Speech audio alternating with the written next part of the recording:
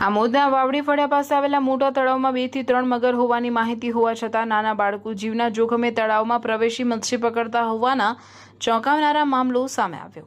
તળાવની આસપાસ સુરક્ષા માટે લોખંડની જાળી લગાવવામાં આવી છે, છતાં બાળકો જાળી કૂદીને અંદર જઈ મચ્છી પકડતા અને રમતા જોવા મળી રહ્યા છે। આવી સ્થિતિમાં કોઈ પણ ક્ષણે ગંભીર દુર્ઘટના સર્જાઈ શકે છે।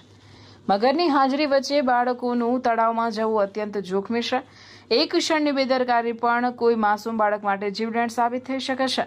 તાજેતરમાં અન્ય રાજ્યમાં મગરના હુમલાની દુર્ઘટનાઓ સામે આવી ચૂકી છે। તેવા સમયે આમોદમાં પણ આવી ઘટના ન બને તે માટે તાત્કાલિક તકેદારી જરૂરી બની છે। હવે સવાલ એ છે કે બાળકો જાળી કૂદીને અંદર જાય છે તો સુરક્ષા વ્યવસ્થા કેટલી અસરકારક છે?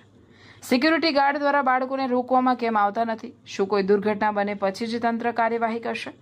સ્થાનિક નાગરિકોની માંગ છે કે આમોદ નગરપાલિકાને સંબંધિત વિભાગ તાત્કાલિક કડક પગલાં ભરે, તળાવની આસપાસ સ્પષ્ટ ચેતવણીના બોર્ડ લગાવવામાં આવે, સુરક્ષા ગાર્ડની સતત દેખરેખ રાખવામાં આવે અને કોઈ પણ વ્યક્તિ જાળી કૂદીને અંદર પ્રવેશી ન શકે તેવી અસરકારક વ્યવસ્થા કરવામાં આવે।